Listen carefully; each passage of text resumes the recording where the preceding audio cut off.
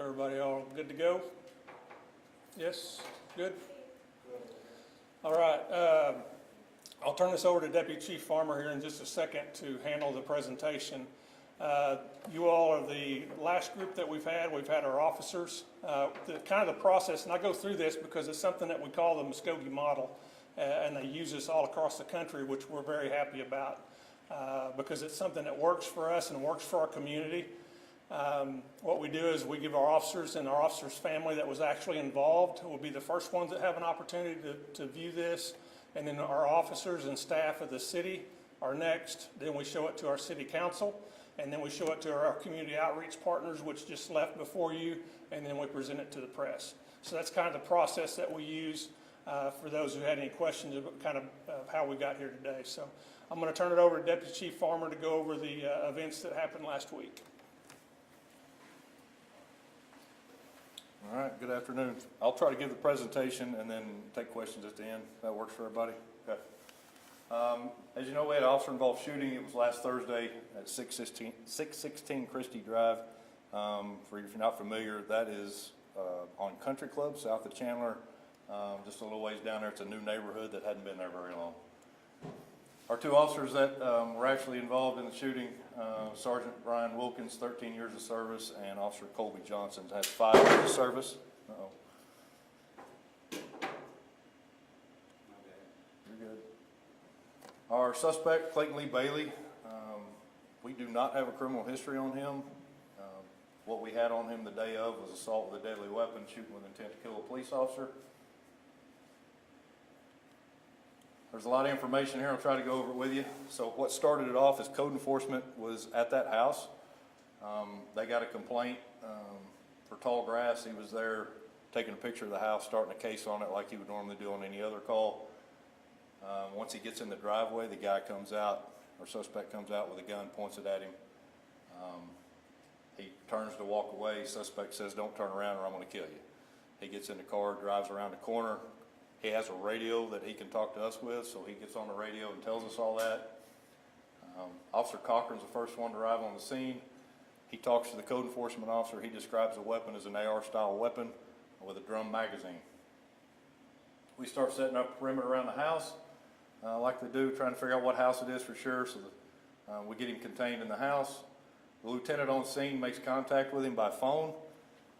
He states he's highly irate, claimed he's previously been raped by the Muskogee Police Department and refuses to come out. We don't have any previous history with him, so we don't even know what any contact we've had that he would claim that. Lieutenant Bycroft calls for a negotiator. Sergeant Hamlin was working, so he was there pretty quick. Hearing all this on the radio, I had the Bearcat ready to go, and I started it that way, our armored vehicle.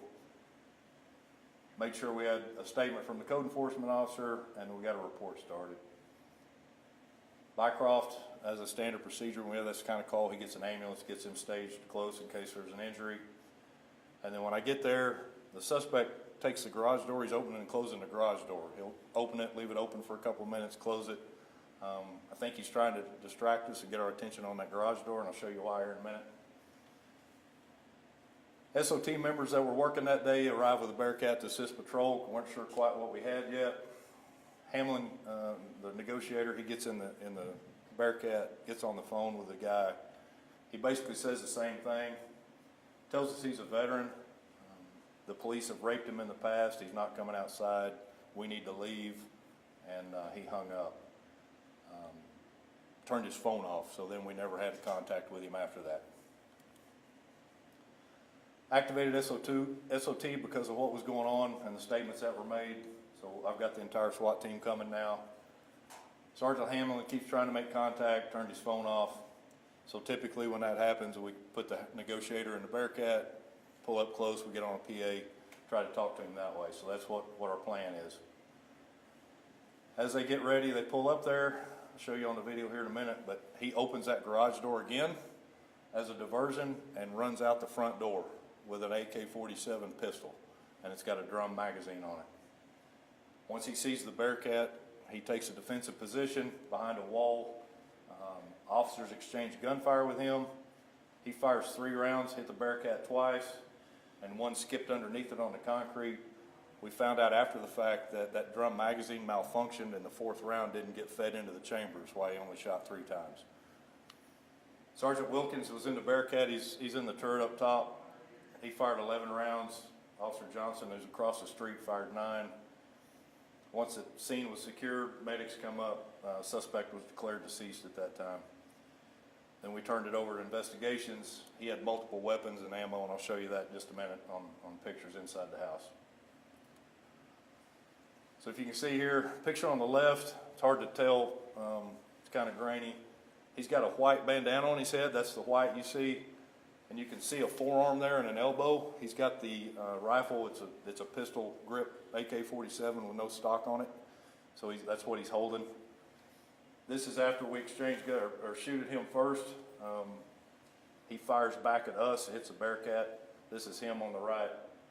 And that white you see underneath his hat there is the barrel of the gun. This is Sergeant Wilkins, so he's in the Bearcat. He's got a helmet on. He's got the cameras on his helmet. That's the viewpoint you got here.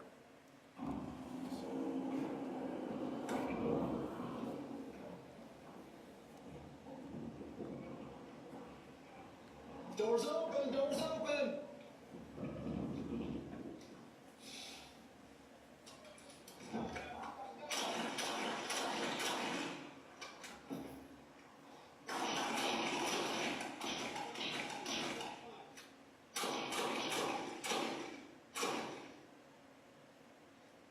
Hands where we can see them! Hands where we can see them!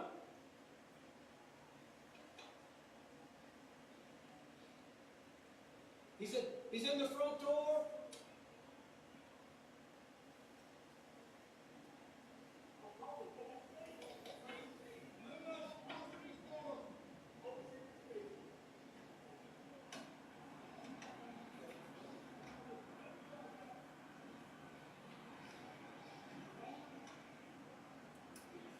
Yeah, I see him. I got eyes on. So from across the street, if you're looking out the front door here, coming at us to your left, to the suspect's right, is where Officer Johnson was. This is his camera view. And as you get to the corner here, you'll see the front door. This is the house to the right in the view of the camera. Okay.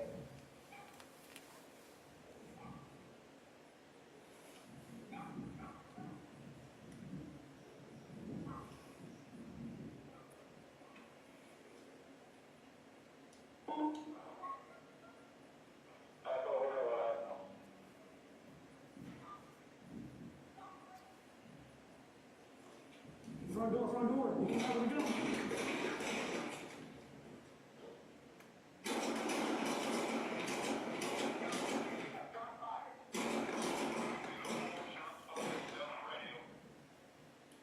He's at the front door. He's at the front door on the ground! On the front door on the ground!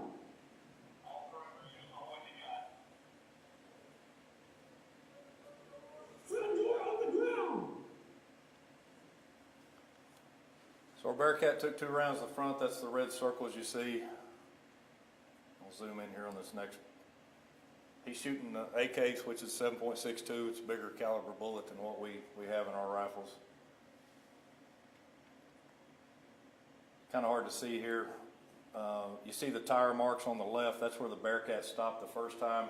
That round went underneath it, and the picture on the right here, you can see the gouge in the concrete. That round continued across the street, and you can see where it dug into the yard across the street at another house. Actually didn't hit a house though, luckily. Kind of a crude drawing of our inside of the house. So our front door is where he ended up laying at the end.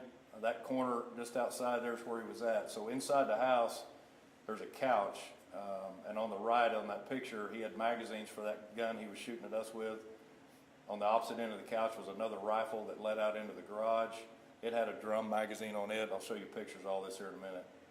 He had other rifle mags, pistol mags, and a pistol just kind of scattered around the living room and the kitchen. That's the rifle he shot at us with.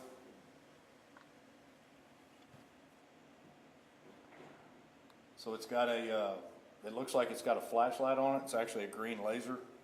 We found out after the fact that a home inspector a week prior to this was inspecting the house next door, and he came forward after he saw this. But the suspect was in his backyard yelling, screaming, that kind of thing while he was doing the inspection. Suspect goes back in the house.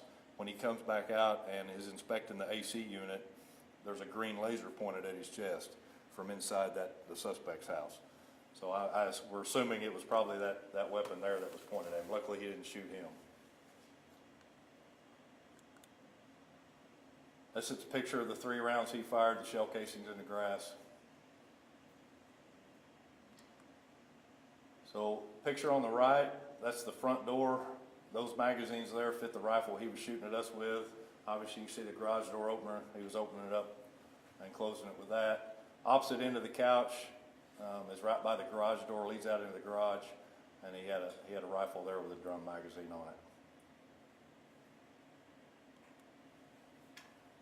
Various pictures from around the house. You can see the pistol in the top left. The middle picture is a pistol mag, but it's a drum magazine for that pistol that's laying there. Top right is a rifle mag for the rifle he was using against us. And the rest there, bottom left and middle, are pistol mags for that pistol up top. And then bottom right, there's some magazines for the other rifle that was on the couch.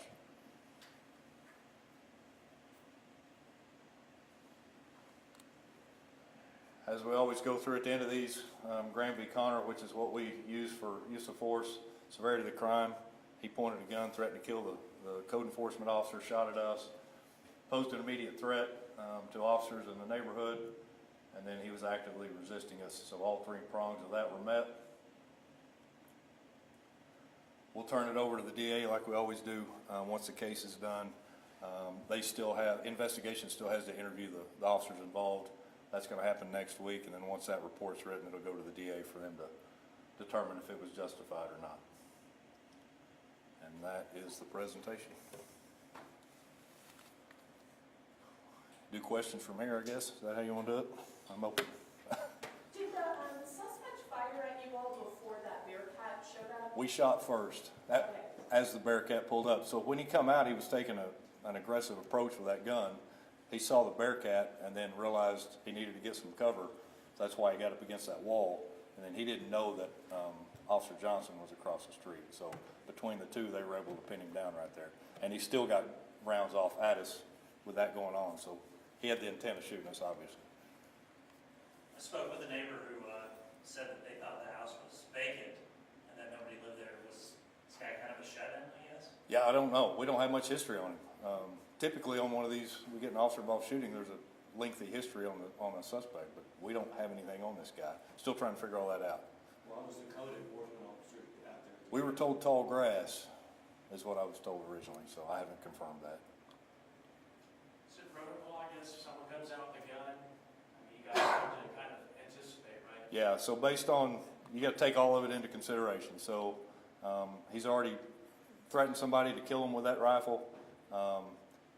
The key phrases he said at the beginning when we were on the phone with him, he's a veteran, and that's not why we shot him, but he obviously knows tactics and knows weaponry.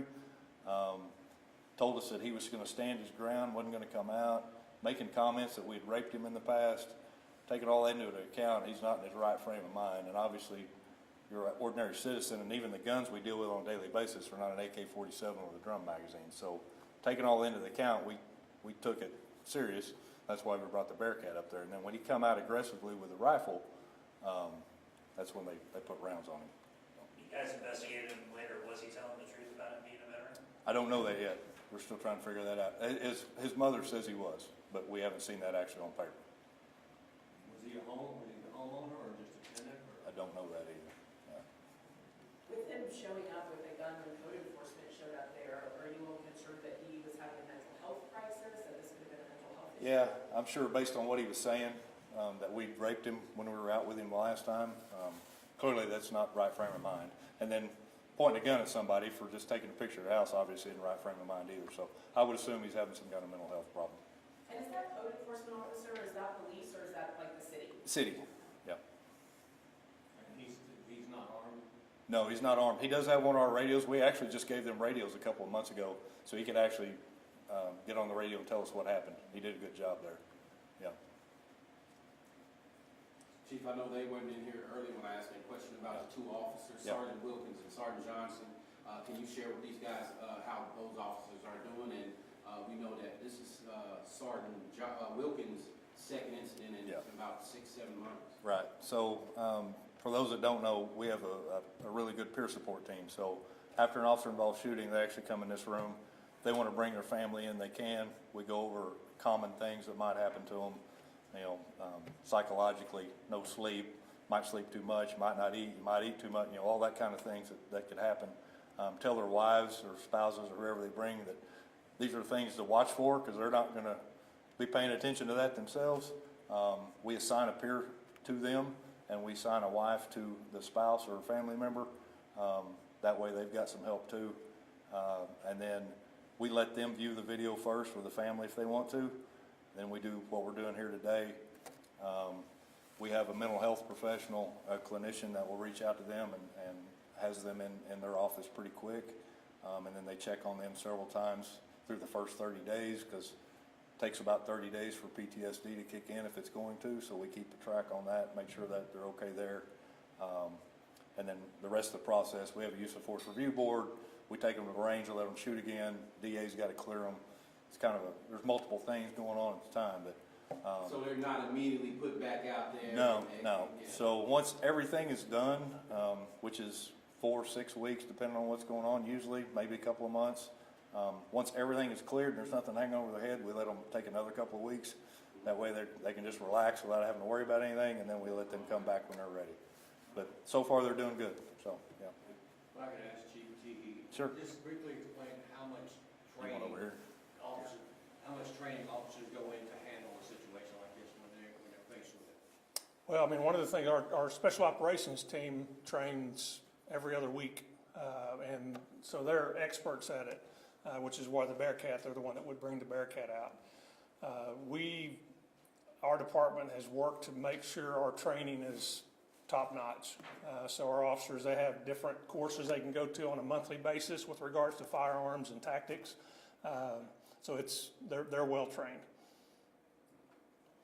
And Chief, earlier we also talked about, you guys don't have like a mental health person, but your negotiations guy, he does all of that. It's all encompassed in what he does. Like if somebody's having a mental health, he's also trained to talk them out or talk them down. If you Right, and that's kind of what they talked about earlier when they was talking about there was just something different with the way he was talking. And it's one of those things that as an officer you have that gut feeling that something's not right here. So that's something that obviously our guys are looking for as well. part of that training. Correct. Anything else? All right. Both of you gentlemen, the same spell your names? My name's Johnny Teehee, JOHNNYTEEHEE, and I'm the police chief. Chad Farmer, CHADFARMER, and I'm Deputy Chief of Police. All good? Thank you, folks. All right, thank you all.